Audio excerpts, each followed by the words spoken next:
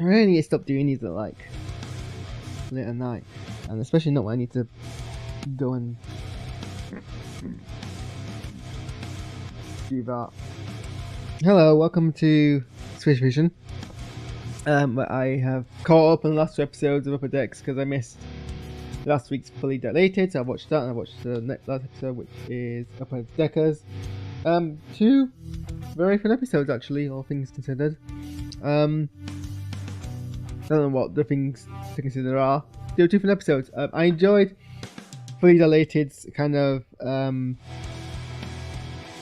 play around with the idea. I've always found it kind of funny that how casually we depict officers going on to weird missions to primitive civilizations and just being able to like blend in without for the most part without kind of ruffling any feathers, apart from obviously the one suspicious person who they have to like not the one suspicious person who's onto them and they have to like kind of navigate around, but no one else is fine. And it's always like how, you know, like even like if you got, say you took me and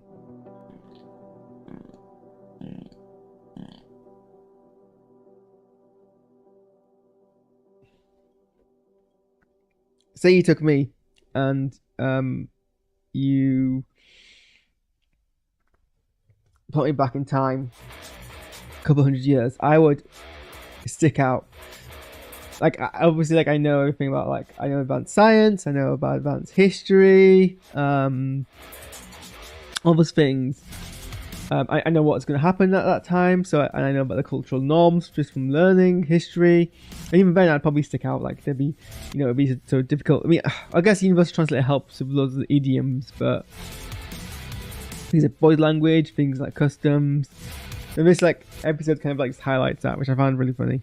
Oh no, I've got lasagna on my brand new keyboard. That's not very good.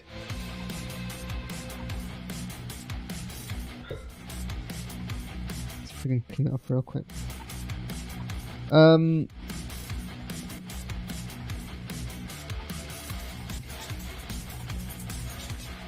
So I did enjoy that kind of like play around with that concept.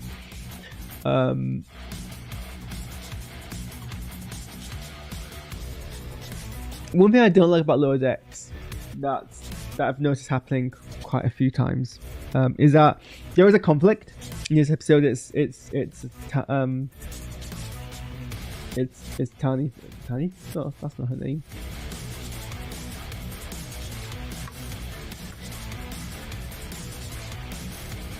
Devani, Tendi, that's it.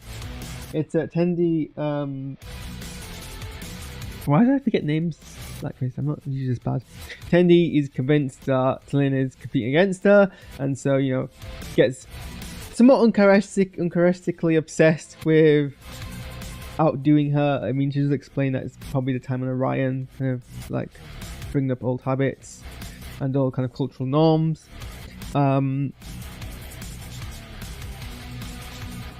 it's only when, you know, she explains to Lynn, and that they resolve the situation. And I notice that happening a lot in the show, where essentially there's conflict. Sometimes it's only one-sided. Like the other person doesn't realize where the conflict's going on, in case Lynn has no idea that Tendi is trying to compete against her. And then they just go and flat out say, "Hey, I realize I've been doing this crappy thing to you because I've got all these insecurities." Like it's a lot of it's like telling and not showing. And then the resolution is the person going, "Well, you're being silly for doing that. You should do this instead." And like, "Oh God, it's all right," and that resolves the situation. It happens a few times, and I'm not that fond when it happens because it's a bit of a cheat. Like you've got this like funny kind of like, "Oh, look, it's obsessed. Look at this person going for insecurities and doing it and getting up and getting into hijinks and like stressing around," and then it's resolved, and it's quite like repetitive. And I mean, maybe it's fine, maybe it's whole like Lower Decks vibe, but I do notice that happening a few times. The other episode is Upper Decks, which basically flips a script of a script already being flipped and has an episode which ostensibly focuses on the upper deckers, except it kind of doesn't. It's still about the lower deckers. Though if that's clever or a cheat. It would have been nice to do like basically what is essentially a traditional Star Trek episode in lower decks, like the senior crew deal of everything. It's got an A and a B story. As it was, I don't even think they really explored the upper deckers that much. And I think they've done it better before. For sure, for an episode called Upper Decks, it kind of does fail on the premise a bit, but it was still enjoyable. I liked Bumler's kind of lampshading of, if he was like, we're the stars of this show, like, we run things, that things happen without us. Like, it was very on the nose, and I think the writers had fun writing that part. And then we flipped to like focusing on like all the senior crew, but like in bits that don't seem that consequential in the long term of things. Like,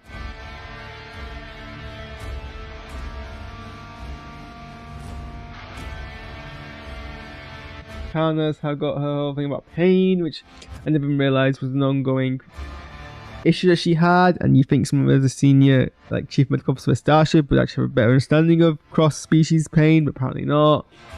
And that kind of just resolved with her being shot by the most painful but also fatal, but actually survived for some reason, a pistol blast. The engineer had stuff going on which I think was just a bit of lampshading of other Star Trek things. I did enjoy Shax's whole like PTSD kind of exploration. I mean, it was very kind of loose and surface level, but it was nice to kind of delve into that in a kind of very light-hearted way. I like the Hulk message. This is where we go back to where the episode's still about lower deckers, even though it's got upper decks. That the captain connection with the crew is important because it kind of instills that sense of loyalty and things come back. I was going to complain that they were showing